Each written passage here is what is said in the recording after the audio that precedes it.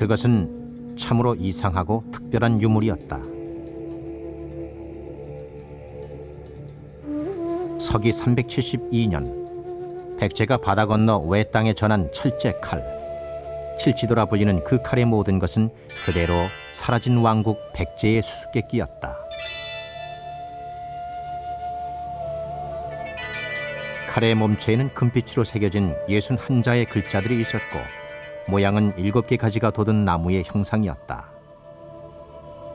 일본은 현재 이 칼을 국보로 지정, 이소노가미 신궁에 보관하고 있다.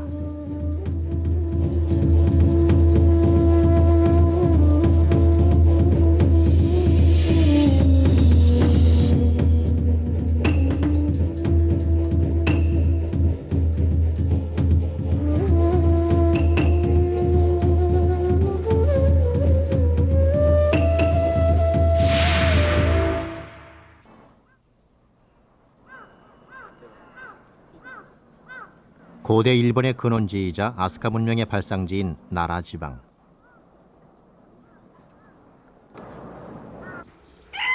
그 나라현 텐니시에는 옛날 일본 천황의 신검을 위해 세워졌다는 이소노가미 신궁이 있다. 칠지도는 바로 이 신궁의 깊숙한 곳에 1000년이 넘게 모셔져 왔다.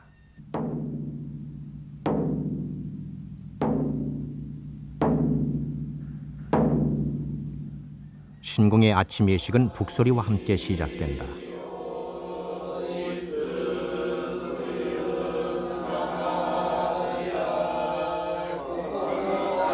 알 수 없는 주문을 외우면서 이소노가미 신궁의 궁사들은 일제히 칼의 신에게 절하고 오랜 기도를 올렸다. 아침 예식은 대대로 이어져 오는 전통이라고 했다. 그러나 예식이 끝나도록 아무런 칼의 모습도 보이지 않았다.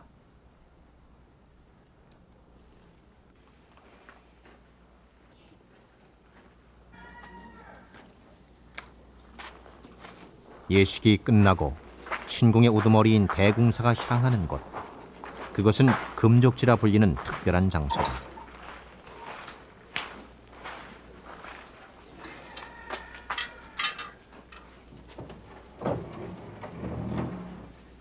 금족지는 사람의 발길을 금한다는 뜻으로 이소노가미 신궁에서 가장 신성한 장소다. 칠지도는 일본 천황가의 다른 칼들과 함께 금족지 안의 신고, 즉 신성한 창고 속에 모셔져 있는 것이다.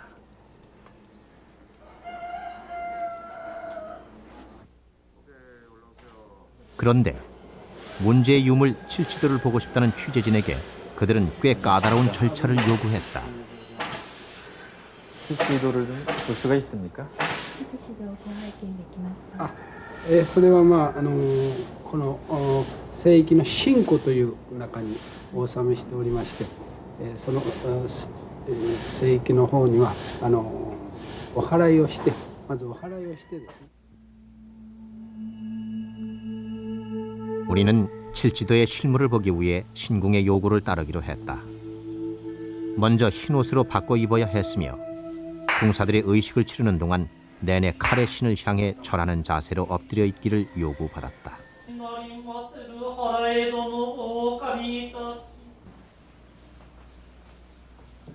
그리고 궁사는 우리에게 흰 수수를 가져와 흔들었다. 신성한 칼, 칠지도를 만나기 전에 모든 부정함을 물리친다는 마지막 절차였다.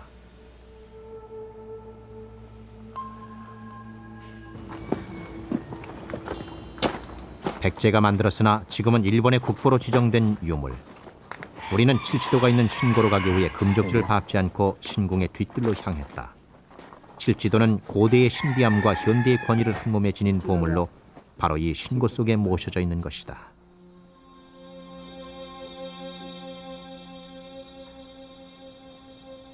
칠지도가 지금 이곳에 있는 겁니까? 七がこの中に保管されています。はい、さようでございます。そして長い間お祭りされてきたわけですね。 그러나 그들은 신고의 내부를 공개하지는 않았다. 대체 그들에게 칠지도가 이토록 중요한 까닭은 무엇일까?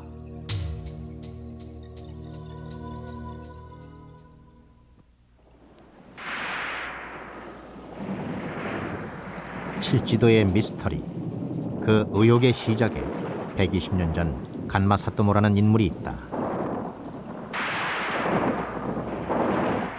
1873년 그는 메이지 조정의 밀명을 받아 이소노가미 신궁에 부임했다. 그의 임무는 천황과의 정통성을 증명할 신검을 찾는 것. 간마 사토모는 함부로 접근할 수 없었던 이소노가미 신궁의 창고에 들어가 천황과의 무기들을 살펴나갔다. 그리고 우연히 칠지도를 발견하게 된다.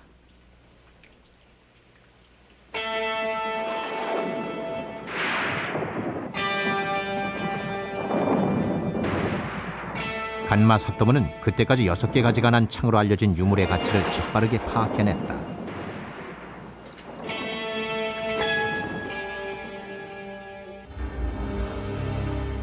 국수주의 역사학자였던 그는 칠지도라는 유물의 역사적인 효용에 대해서 생각하기 시작했다. 칠지도. 일본 서기에는 칠지도에 대한 유일한 기록이 있는데 그것은 바로 신공황후조에 기록돼 있다.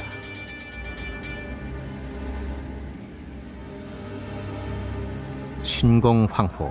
그녀는 대체 어떤 인물인가? 신공황후는 일본에서 가장 화려한 전설의 주인공이다. 그녀는 바다를 건너가 한반도의 신라와 백제, 고구려까지 정벌했다는 이른바 사만정벌의 주역인 것이다. 그러나 일본 서기의 이 기록은 역사적인 증거가 부족해 어디까지나 전설로 받아들여지고 있었다.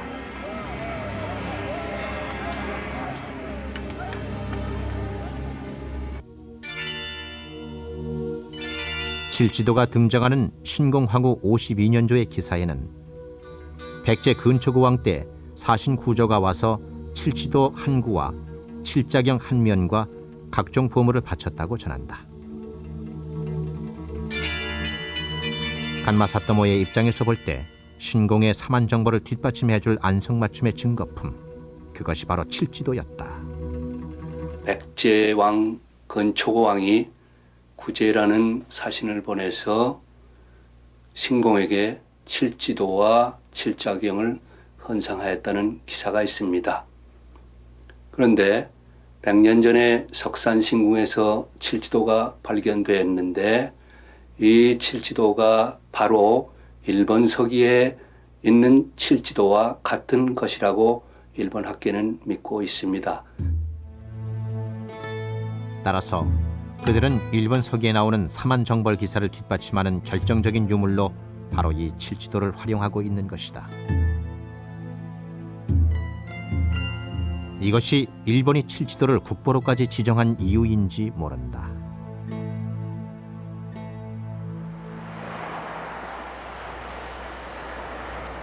이바라기현 미토 씨는 일본 역사학파 중 가장 국수주의 성격이 강했던 미토 학파의 근원지다. 간마 사토모는 이 미토 학파의 핵심 인물이었고 우리는 이곳에서 그의 후손을 찾아냈다.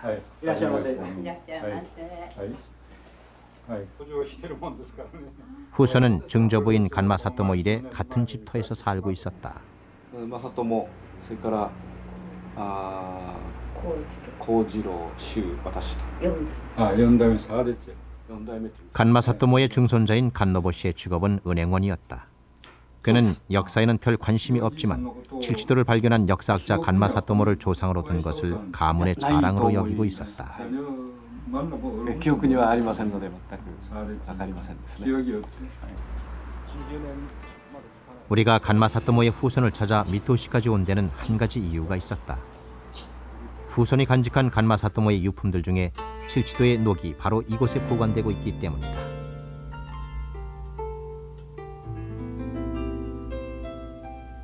간마 사토모가 칠지도에서 녹을 떼냈다는 기록은 그가 직접 쓴 외래 금기 문작에 나와 있다.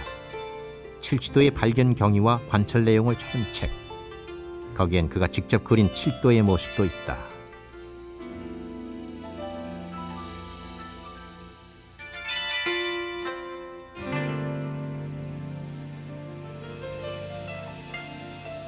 칠지도는 대단히 검고 녹이 나 있었음에도 금빛이 조금씩 드러나 보이는 것이 기이했다. 그 위에 녹을 살짝 떼내니 글자들이 나타났다.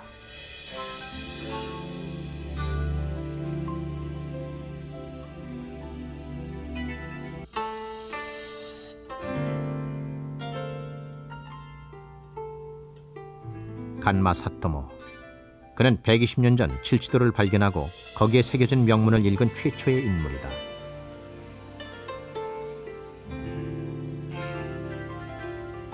그리고 칠치도의 녹을 벗겨낸 장본인이다.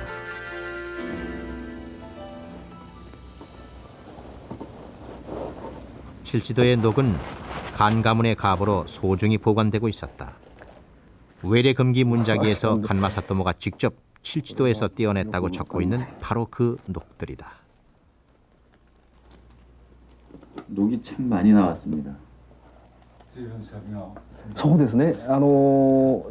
大きさにそれぞれの大きさごとにこう分類をしましたので、かなり種類は多くなっていると思います。これはもう一番細かくなっている砂のような状態になっている部分です。 금조각 같은 건 안 나왔습니까? 金のこう出てきませんでした。 녹은 크기에 따라 분류가 돼 있었다. 얼마 전 텐리 대학에서 가져가 이렇게 크기별로 분류해 준 거라 했다.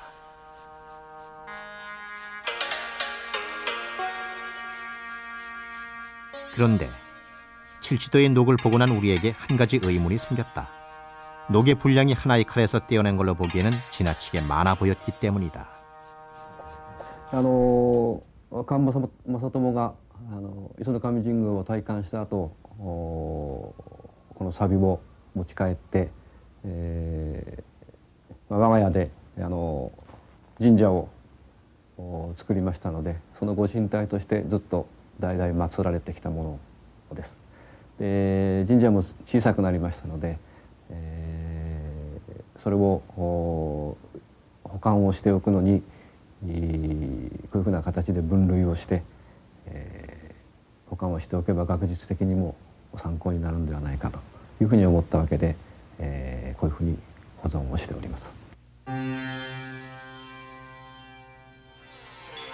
간마 사토모가 기록한 외래금기 문자기에 의하면 칠치도는 몸체 75, 가지 길이 10cm에 폭 2.5, 두께 0.3cm의 철제 칼이다. 이 정도의 크기의 칼에서 떨어져 나온 양으로는 지나치게 많은 것이 아닐까. 이 녹이 가짜가 아니라면 녹의 분량이 지나치게 많다는 사실에 어떤 비밀이 숨겨져 있는 것은 아닐까. 그렇다면 칠치도에서 우리는 그 흔적을 찾을 수 있을지도 모른다.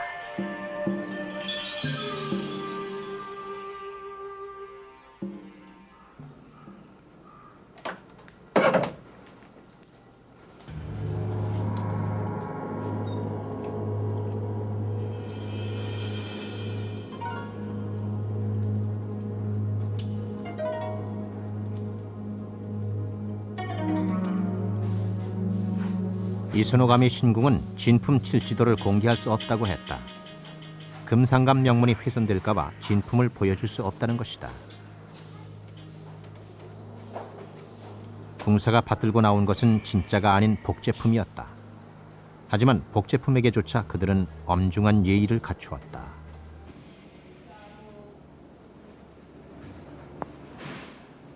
마침내 칼을 싸고 있던 신천을 풀었을 때 나뭇가지 모양을 한 기묘한 형상의 칼이 모습을 드러냈다. これが七支刀でございますね。この一本の幹にですね、모양과 크기와 몸체에 새겨진 명문까지 진짜와 똑같이 만들었다는 복제품 칠지도. 우리는 궁사에게 칼에 새겨진 글자들을 읽어보라고 했다. 泰和4年5月16日日の絵馬西洋象百連鉄七支刀、ここにその七支刀と出てまいります。これが日本書紀の神宮皇后摂政52年の時に七つ鞘の太刀を 칠지도의 명문 중에는 윤곽을 알아볼 수 없는 글자들이 많다. 이런 글자들 때문에 간마 사토모는 칠지도의 명문을 고의적으로 훼손했다는 의심을 받고 있다. 그가 칠지도의 녹을 떼내는 과정에서 글자가 훼손됐고 일본의 국수주의 역사학자들은 훼손된 글자들을 일본에 유리하게 해석했다.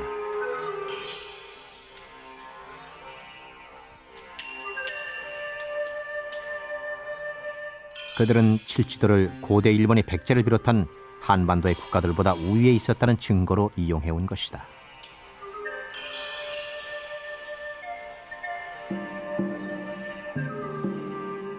それはね、いろいろな説がありまして、今はもう本当に日本の先生方と韓国の先生方とこういろいろな説がありますんですけど、私としましてはこの裏面にですね、いまだこのような刀はなかったと。そういうですからこのような立派なものを作ってですね、和王のために奉ります。そういうふうな意味だと思うんですけれどもね。 일본에서는 백제가 오해에게 칠지도를 바친 것으로 보고 있다. 과연 칼에 새겨진 글자들은 칠지도가 외왕에게 바쳐진 헌상품임을 뜻하는 것일까? 우리는 명문의 글자들을 정확히 확인하기 위해 나라 국립문화재연구소를 찾았다. 그것은 10년 전 진품 칠지도를 촬영한 렌트겐 필름이 있었다. 렌트겐 필름으로라면 눈으로 보는 것보다 정확하게 칼에 새겨진 글자들을 확인할 수 있을 것으로 생각됐다. ここには100が来てるのかもわからない。これはよくわからないけど、この字がここに出てる。 그러나 렌트겐 필름에도 글자들이 명확히 나타나지는 않았다. 렌트겐의 특성상 앞뒷면 글자들이 합쳐서 나타나기 때문이다.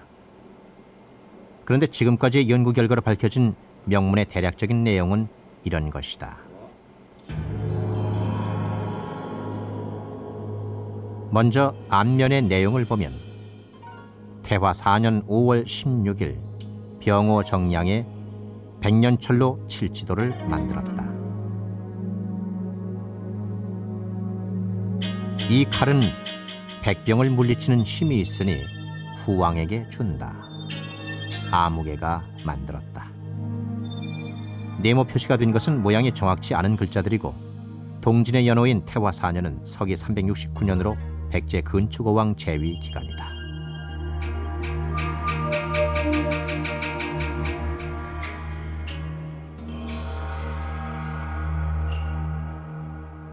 뒷면은 이렇게 이어진다. 선세 이래로 세상에 이와 같은 칼은 없었다. 백제 왕세자 기생성엄이 외왕 지를 위해 만들었으니 후세에 전하여 보아라. 뒷면의 네모 표시 또한 모양이 훼손된 글자들이다. 명문 해석의 열쇠는 바로 이런 글자들에 있다.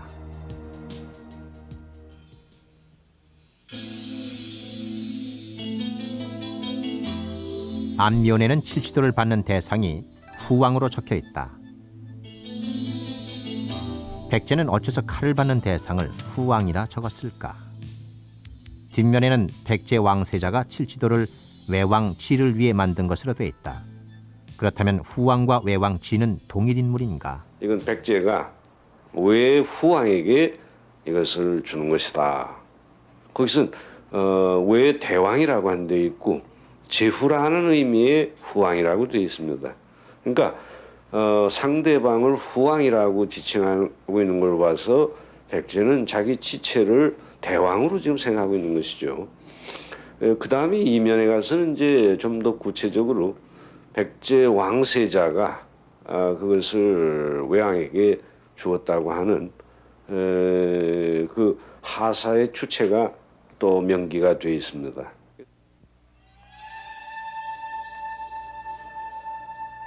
그러나 일본 학계의 전통적인 해석은 후왕과 외왕을 동일 인물로 보지 않으며 백제 왕실이 외왕에게 칠지도를 바친 것으로 본다. 그렇다면 명문은 어째서 백제로부터 칼을 받는 대상을 후왕이라고 적은 것일까? 일본에서 가장 방대한 칠지도 자료를 수집한 무라야마 교수 역시 명문의 후왕과 외왕은 동일인이 아니며 백제에는 후왕 제도가 없다고 답했다. でその金釈教さんの考説によりますと百歳は各地に皇后と称する存在を置いたと諸侯で和王はその一つであるというふうに説明されております。しかし和王が百百歳王によってあるいはもし和王というものがその功を出すならばその上にある百歳王というのは百歳皇帝になります。百歳の単なる国王じゃなしに皇帝的な存在になります。しかし百歳王が皇帝的な存在としてで各地にその諸侯を報じたということは私は文献的に証明することが難しいと思っております。 하지만 중국의 정통 사서 중국 25사는 백제의 후왕 제도가 있었다는 사실을 밑받침해준다. 남제서, 양서 등의 기록이 그것이다. 먼저 남제서 백제전의 내용을 보자. 백제는 동성왕 9년 서기 490년에 면중왕 저근을 토한 왕으로 팔중우 여고를 아차광, 권위장군 여력을 매로왕, 광무장군 여고를 불사후로 임명했다. 왕조의 안정에 공 있는 신하들을 후왕으로 임명한 것이다.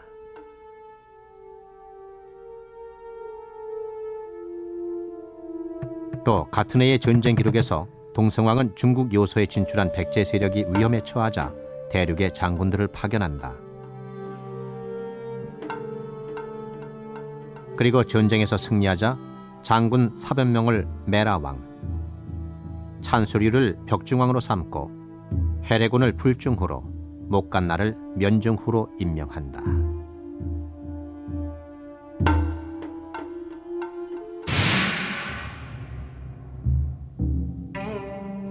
백제왕으로부터 또 다른 왕과 제후로 임명받은 신하들, 면중왕, 아차광, 매로왕, 매라왕, 불사후, 불중후, 면중후.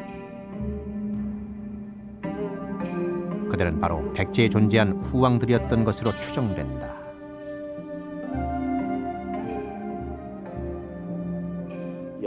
근초고왕의 그 업적을 감안해 봤을 때 그 대왕제가 존재했을 가능성은 높다고 보겠습니다.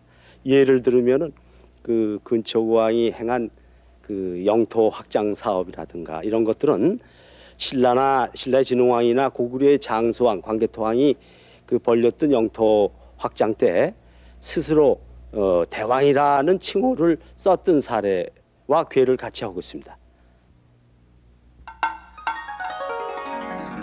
백제의 후왕제가 존재했다는 증거는 또 있다. 중국 양서 백제전에는 백제 담노에 대한 구절이 나온다.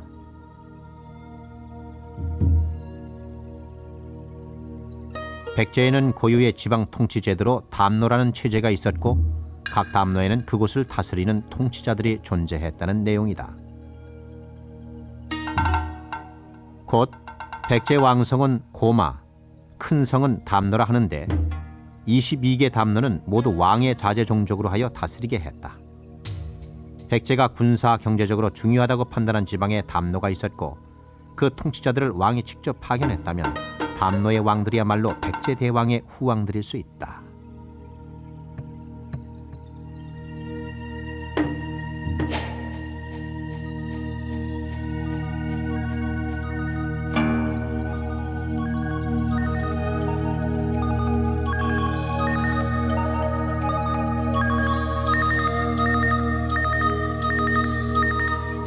희미하게 남아있던 칠지도 명문 속의 후왕이라는 글자. 그 수수께끼의 존재는 백제 담노를 다스리던 통치자였다. 1600년 전의 명문은 바로 백제 후왕 제도를 증언하는 것이다.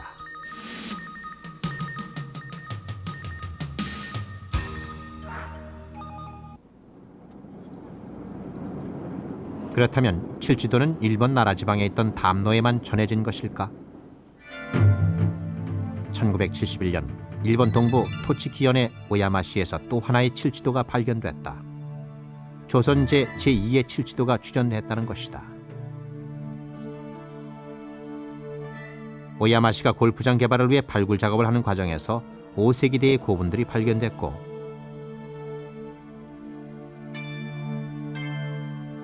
그중 한 곳에서 또 하나의 칠지도가 나타났다면 그것은 무엇을 의미하는 것일까?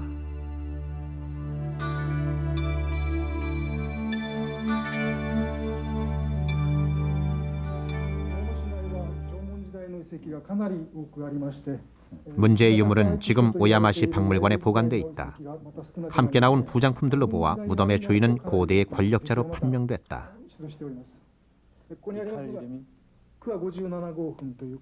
여러 개의 청동 방울들과 함께 태양을 상징하는 청동 거울이 있었고 천관이라는 나무 모양의 관모가 눈길을 끌었다. 우리가 찾는 유물은 큰 철검들과 함께 놓여 있었다. 제2의 칠지도가 아닌 사행검이란 이름으로. 사행검은 뱀이 기어가는 모양의 검이란 뜻이다. 이 칼은 왜 제2의 칠지도란 이름을 잃어버린 것일까? 처음에는 그 제2의 칠지도라고 이렇게 불렀던 걸로 알고 있는데요. 지금은 왜 그렇게 부르지 않고 있습니까? 네.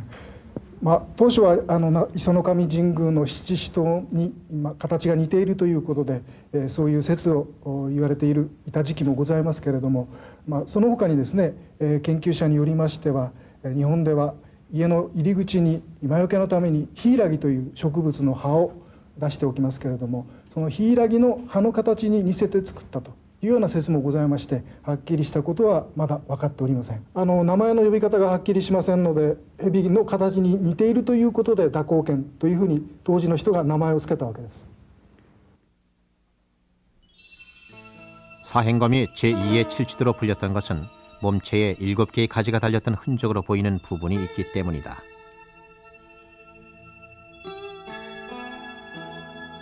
하지만 그들은 더 이상 유물을 칠지도라고 부르지 않는다. 칼의 이름이 칠지도에서 사행검으로 바뀌게 된 이유, 그것은 단지 모양이 다르기 때문인가? 아니면 혹시 제2의 칠지도가 나타나서는 곤란한 어떤 이유가 생긴 것은 아닐까? 칠지도가 백제대왕의 하사품으로 담노의 후왕들에게 전해졌다면 여러 개가 만들어졌을 가능성이 높다. 그 옛날 백제의 세력이 미친 곳 어딘가에 또 다른 칠지도가 발견될 수 있는 것이다.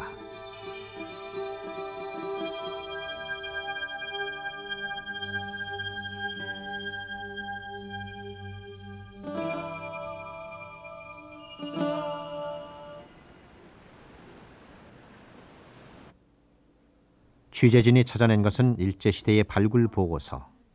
1936년 가을, 일제는 백제의 마지막 도읍이었던 부여에서 군수리 사지를 발굴했다.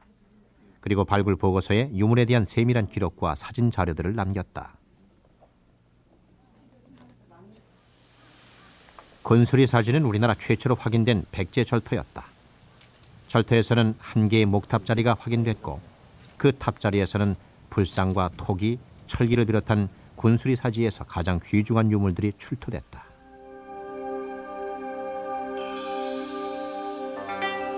보물제 330호로 지정된 금동미륵 보살 입상과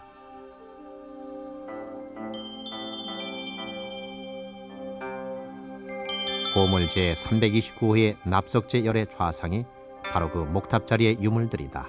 그런데 같은 곳에서 출토된 한 가지 유물만은 단 2줄의 기록이 남아있을 뿐 실물이 존재하지 않았다. 문제의 유물은 바로 칠지상 철기, 길이 5척 7촌, 소지 파출의 수지상, 곧 7개 가지가 난 나무 모양의 유물이다. 기록으로 짐작해볼 때 군수리 사지의 칠지상 철기는 칠지도의 모양을 연상시킨다.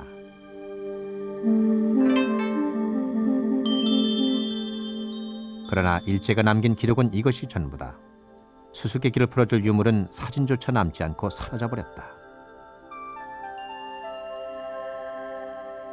칠지상 철기가 칠지도였다면 어떤 이유로 사찰의 탑 아래 묻혔는지, 명문은 있었는지 궁금한 일이다.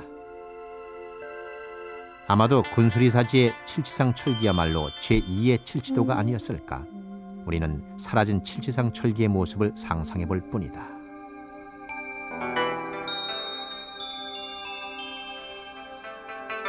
다만 이러한 중요한 유물에 대한 기술이 단지 보고서상에는 2줄밖에 되어 있지 않고 더더군다나 거기에 따른 실측 도면이라든지 또는 사진이 누락되어 있습니다. 일반적으로 우리가 보고서를 작성할 때 그런 중요유물에 대해서는 도면이나 사진을 반드시 기록하고 있는데 그것이 빠진 점은 정말 납득하기 어려운 일이다 이렇게 생각을 합니다.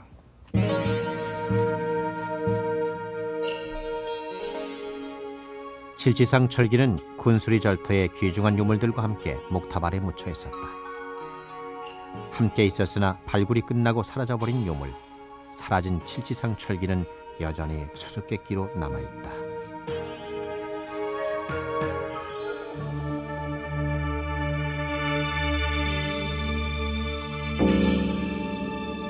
서기 346년 한 왕의 등장으로 백제는 최대의 전성기를 맞는다. 백제 제13대 근초고왕. 왕의 정복 전쟁은 놀라운 것이었다. 백제는 정복 전쟁의 승리로 영산강, 낙동강, 예성강 유역으로 영토를 넓혀갔고 삼국 중 가장 먼저 고대 국가로 성장했다. 전성기를 이룩한 백제 왕의 위세는 삼국사기에서도 확인된다.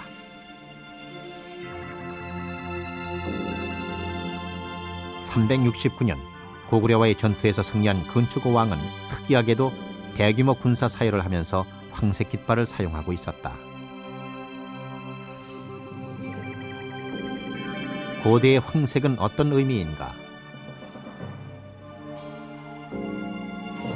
황색은 황제의 색, 세상의 중심을 의미하는 빛깔이다.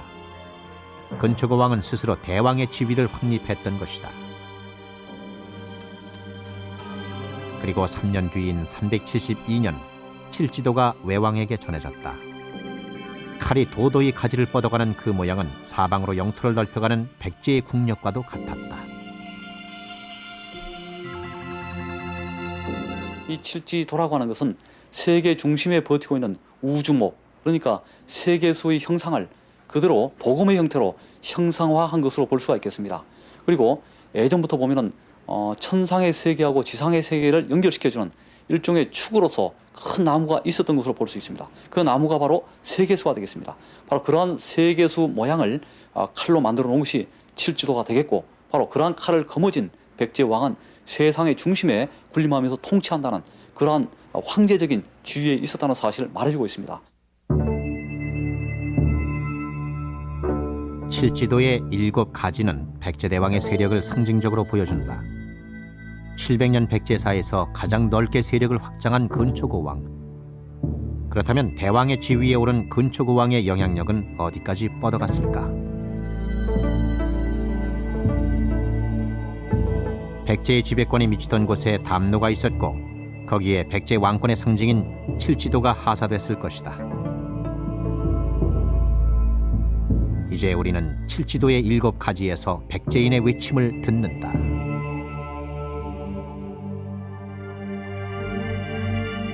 중앙에는 강력한 중심인 백제 대왕이 있다. 마한의 중심지 익산이 그 한 가지이고 그 마한의 자녀 세력을 병합하고 얻은 나주, 낙동강 유역의 가야와 중국 대륙의 요서, 그리고 일본의 구마모토와 칠지도가 발견된 나라 지역이 바로 우리의 가지라고.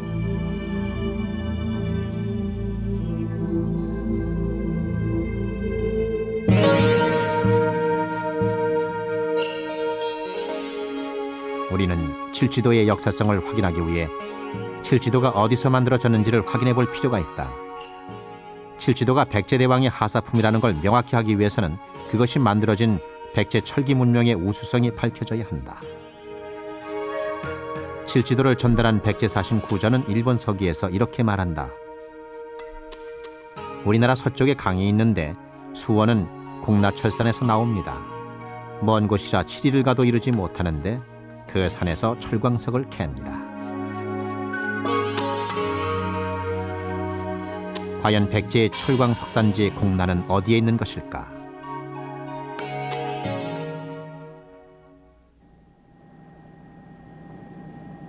(4세기) 백제의 수도인 위례성을 기준으로 볼 때 나라의 서쪽에 있다는 강은 한강을 가리키는 것이다. 그렇다면 공라철산은 한강 줄기를 따라 올라간 어디쯤 있었을 것이다.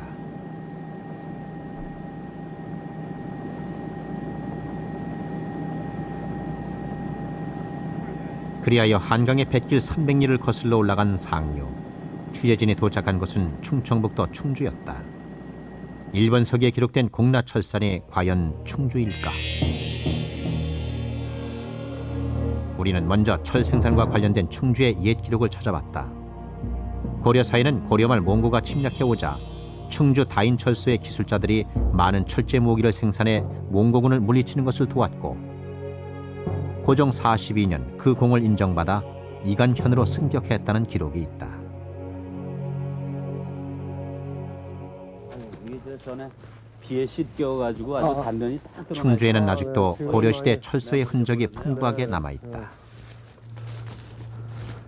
그러니까 이쪽이 아까 뭐 저 다인철소 예. 뭐 그쪽으로 일단 추정을 하시는 겁니까? 그렇죠. 아하. 고려 때 말이죠. 다인철소는 고려시대에 있었던 제철 기술자들의 집단 거주지였다. 굉장히 큰 그런 실내가 나오네. 뭐 육안으로도 이렇게 흘러내려서 쫙 굳어버린 그런 형태, 엉겨붙은 그런 형태. 지금도 충주 곳곳에서 다인철소의 제철 유물들을 발견하는 것은 어려운 일이 아니다. 예. 노병편들도 상당히 많은 거 보면 역시 이런 것들이 송풍하는데 노안으로 바람을 불어넣는 데 쓰였던 그런 반의 조각들이라고 볼 수가 있겠네요. 예.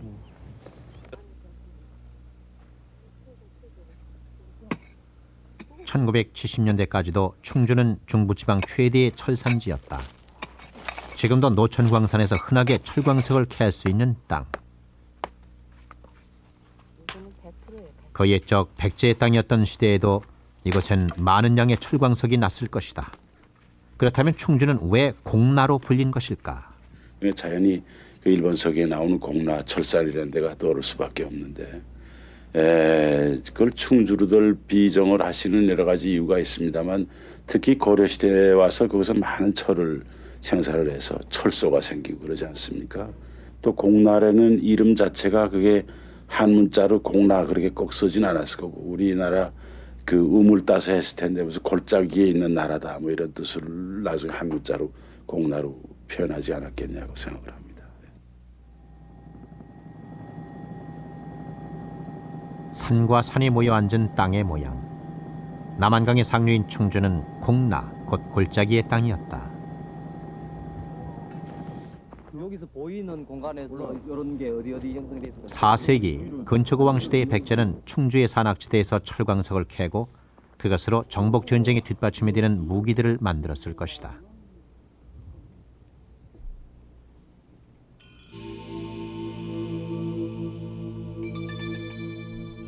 칠지도는 백제의 앞선 철기술을 보여주는 유물이다.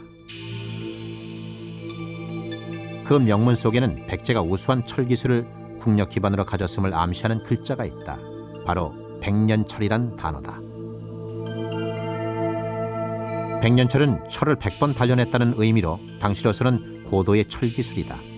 그렇다면 충주의 철광석으로 백년철을 만든 백제의 제철소는 어디에 있었을까?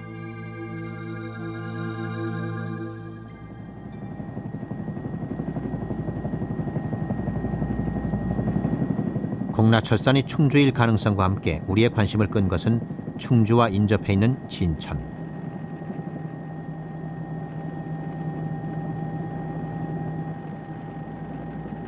(1994년 11월) 진천 석장리에서 거대한 고대 제철 유적이 발견됐기 때문이다.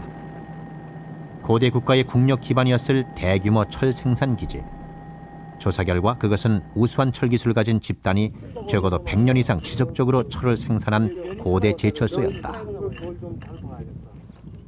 그 위에 백제의 것으로 밝혀진 석장리 유적의 존재 시기는 4세기. 그것은 근초고왕의 시대를 포함하고 있었다.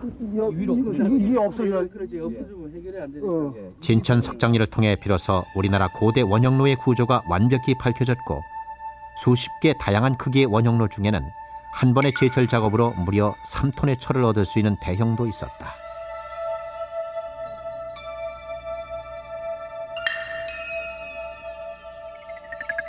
그리고 국내 처음으로 출현한 사각형의 로. 상형로로 불리는 이 사각형 로는 그동안 일본 고유의 것으로 알려져 있었다. 그런데 일본 고유의 로 형태가 한반도 백제 땅에 나타난 것이다. 규모에서 형태까지 석장리는 예사롭지 않은 제철 유적이었다. 그래서 당시 4세기 때 철이라는 것은 당시 그 고대 국가가 국력을 성장해 나가는데 신장해 나가는데 중요한 관건이 되었기 때문에 아마 4세기 때 백제가 이러한 철 생산 거점을 확보했다는 사실은 고대 국가 백제가 여타 그 방면으로 뻗어나가는데 큰 원동력이 되었을 것이라고 저희들이 생각을 하고 있습니다. 철광석 산지 충주와 제철기지 석장리의 관계. 우리는 좀 더 확실한 결론을 얻기 위해 한 가지 실험을 했다.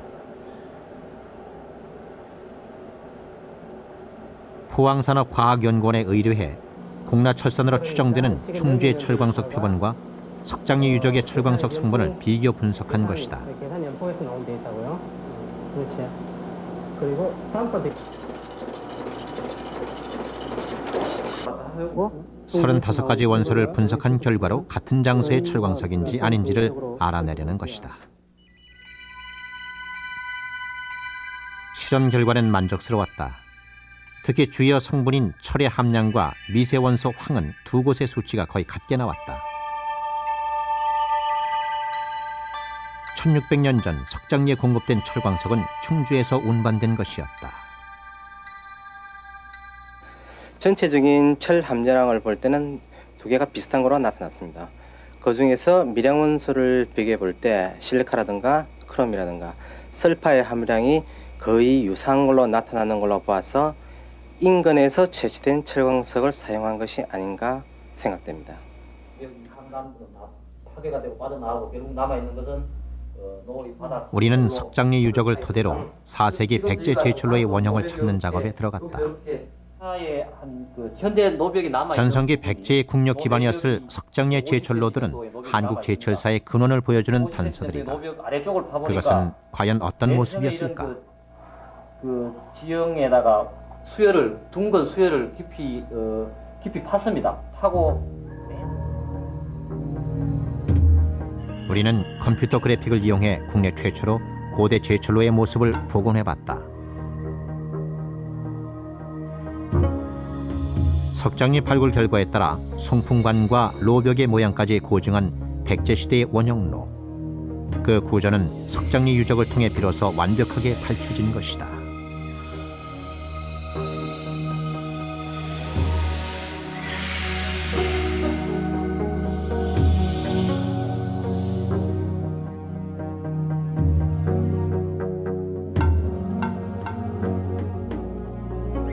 국내 첫 출현한 상형로의 구조는 비교적 단순했다. 하지만 석장리 상형로에는 중요한 의미가 있었다. 그것은 일본보다 초기 형태로 사각형로를 탄생시킨 철기 문명이 일본보다 먼저 한반도 백제 땅에 머물러 있었다는 증거였다.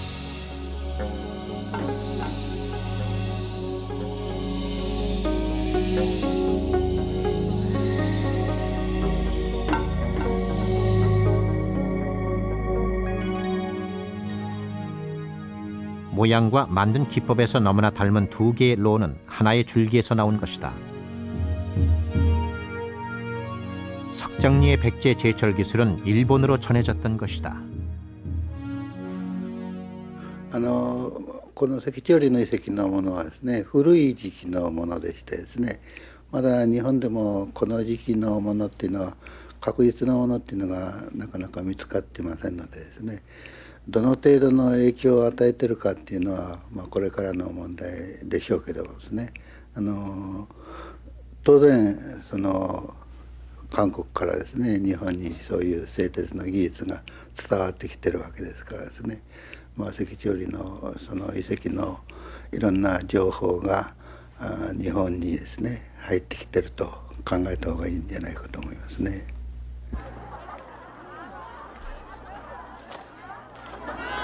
오랜 세월 백제는 작고 약한 나라로 기억돼 왔다.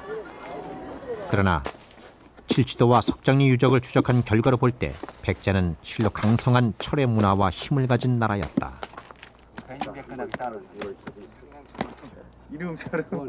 우리는 국립청주박물관과 포항산업과학연구원의 도움을 얻어 진천 석장리의 백제 제철로를 만들어 보기로 했다. 겉모양뿐 아니라 직접 불을 떼고 철광석을 녹여 백제 시대의 제철 작업을 재현해 보기로 한 것이다.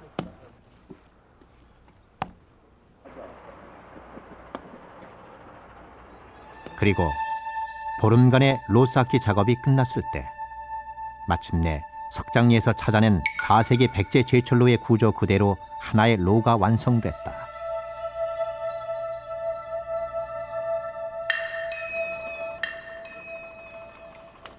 실험 목적은 1600년 전에 철을 넣는 것. 석장리 제철 유적의 조건에 가깝게 하기 위해 철광석 원료는 백제 공라철산으로 추정되는 충주의 것을 썼다. 연료인 수춘 재래의 방식 그대로 만든 진천 참수초를 사용했다. 충주의 철광석과 진천의 참나무 숯. 그것은 우리 고대 제철을 재현하는 국내 최초의 실험이었다. 여기만 해, 여기만. 진짜. 나 사진 이거 맞지? 송풍 작업은 적어도 12시간 동안 쉼없이 지속돼야 한다. 우리는 그것 또한 기계의 힘을 빌리지 않고 옛날 방식대로 사람의 힘만을 이용했다.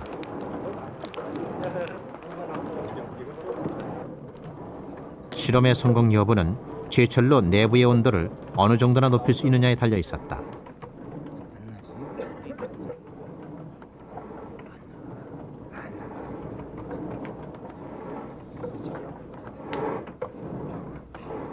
철광석을 녹이기 위해서는 적어도 1400도 이상의 높은 온도가 필요하다. 우리는 매 시간마다 철광석과 수출 보충에 넣으면서 로 내부의 온도가 높아지기를 기다렸다. 84kg, 88kg, 여기까지 하면은 90kg, 그다음에 105kg. 송풍 작업은 밤을 새워 이어졌다. 시간이 지나면서 로의 불길도 조금씩 거세지고 있었다.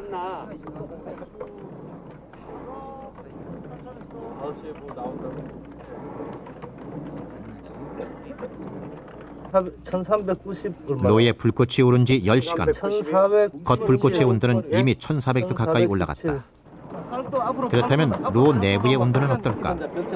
취재진은 다시 특수장비를 이용해 달아오른 내부의 온도를 측정했다.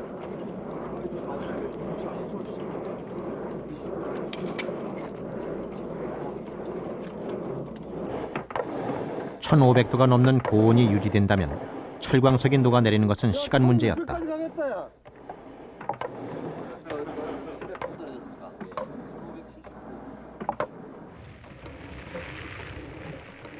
철을 넣는 기술은 금속 중 가장 높은 열을 필요로 하는 고도의 기술이다.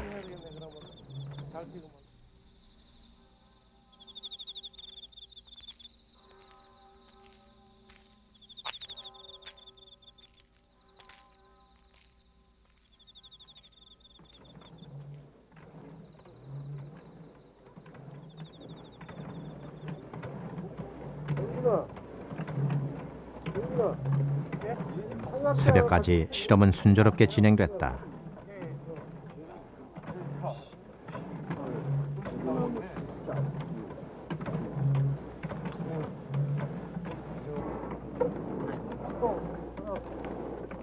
그런데 철광석이 녹는 모습이 보이지 않았다.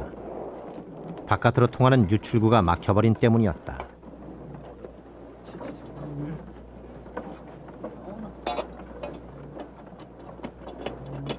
그러나 막힌 구멍을 뚫고 확인한 결과 초조하게 기다리던 우리 앞에 마침내 철광석이 녹아내리는 장면이 보이기 시작했다.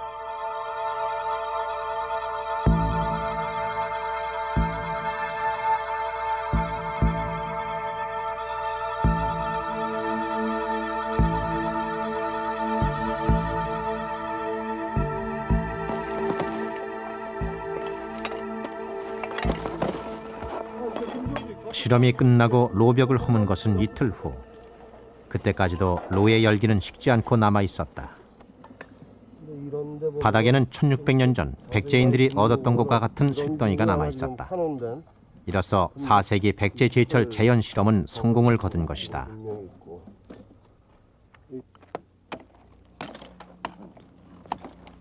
백제인들은 이 쇠를 가지고 무기를 만들어 정복 전쟁을 벌이고 칠지도도 만들었을 것이다. 그렇다면 우리가 실험을 통해 얻은 것은 어느 정도나 우수한 철일까?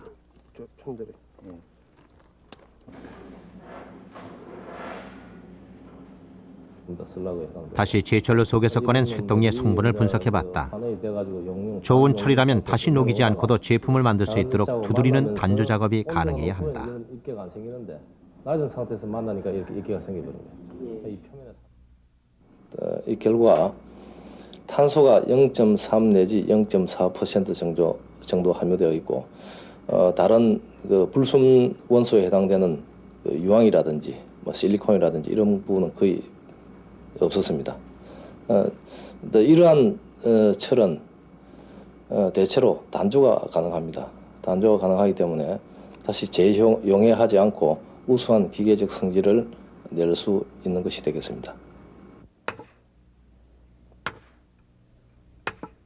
칠지도를 만든 백년철은 단조 작업으로 만든 것이다.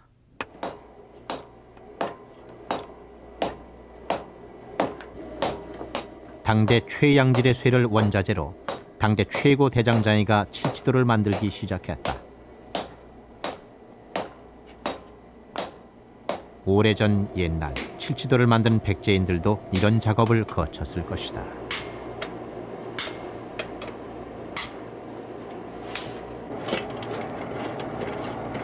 장인들은 오랜 시간 쇳덩어리를 매질하고 담금질하고 다시 달구어냈다.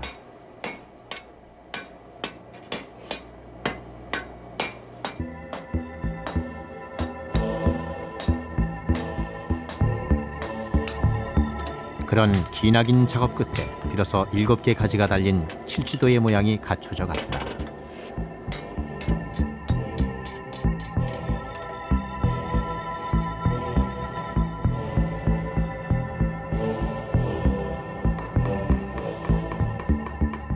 우리가 석장리 제철로를 재현하고 1600년 전에 칠지도를 다시 만드는 이유, 그것은 명문에 새겨진 백제왕의 자긍심을 되살리는 것이었다.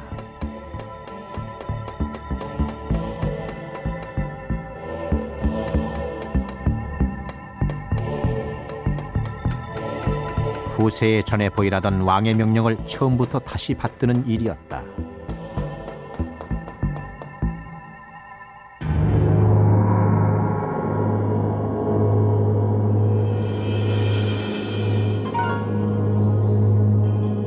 왕 스스로 백병을 물리치는 힘이 있다고 믿었던 칠지도. 그 칼은 명문에 새겨진 대로 후왕에게 전해졌다. 한반도의 경계를 넘더라도 칠지도가 전해진 곳은 백제대왕의 통치력이 직접 미친 담로 중의 하나였다. 외왕은 바로 백제 담로의 후왕이었던 것이다.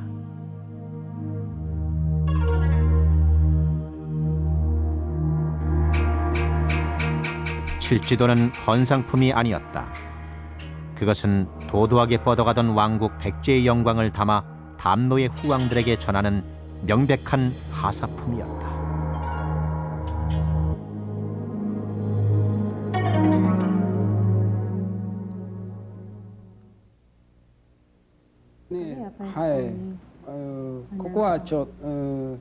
칠지도는 1600년이 지난 오늘까지 일본에서 신성한 대상으로 추앙받고 있다.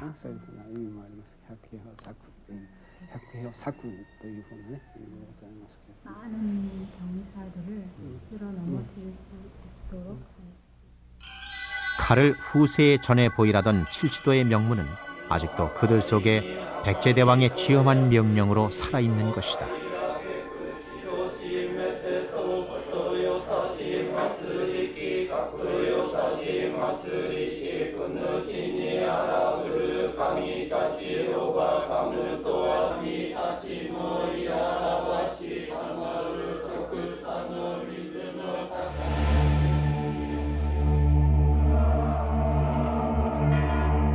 서기 663년 칠지도가 전해지고 300년 후 백제는 나당연합군에게 패하고 멸망의 위기에 처한다. 그러자 1만 명의 왜군이 구원군으로 바다를 건너왔다.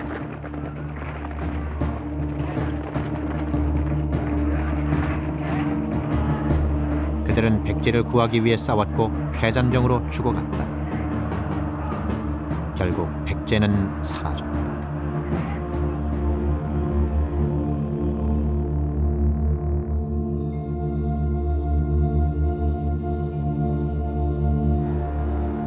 백제 멸망에 대한 왜의 충격은 그토록 큰 것이었다.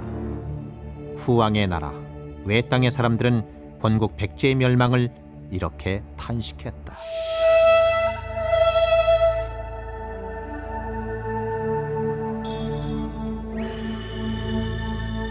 주유성이 함락됐다. 이 일을 어찌하랴. 오늘로서 백제라는 이름은 사라지고 말았구나. 이제 조상들의 무덤이 있는 그곳을 어찌 다시 볼 수 있단 말인가.